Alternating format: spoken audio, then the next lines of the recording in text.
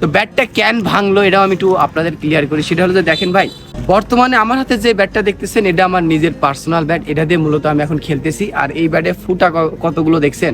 একটা ভিডিও আমাকে অনেকেই মেনশন দিচ্ছে, একটা যে বিদেশি প্রবাসী ভাই একটা ভিডিওতে দেখা গেছে এইখান থেকে ব্যাটটা ভেঙে গেছে। তো অনেকেই কমেন্ট করছে তানজিদ ভাইটা আপনাদের ব্যাট, অনেকে হাসাহাসি করতেছে। ভাই বিশ্বাস করেন ওই ব্যাট আমাদের না, আমাদের কাছে যে বিদেশি ব্যাট গেছে সেগুলো আলহামদুলিল্লাহ ভালোই গেছে। তো ব্যাটটা কেন ভাঙলো এটাও আমি একটু আপনাদের ক্লিয়ার করি। সেটা হলো যে দেখেন ভাই, ব্যাটের কিন্তু মানে সেনসিটিভ জায়গা বলা হয় বা চিকন জায়গা বলা হয় এই জায়গাতে, তাই না? এখন যেই ভাইটা ব্যাট কাস্টমাইজ করছিল ও কি করছে, এইখানে ফুটা করছে মানে একদম শেষ মাথা পর্যন্ত ফুটা করছে। কথা হলো যে ভাই, ব্যাটটা যখন এইখানে ফুটা করবেন, এই এমনিই পাতলা, তারপর আবার ফুটাটা করছে কি এই পার থেকে শুরু করে একদম এই পার পর্যন্ত।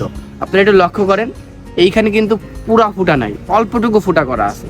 এই পারও দেখেন এতটুকু ফুটা করা আছে জাস্ট ব্যালেন্সের জন্য।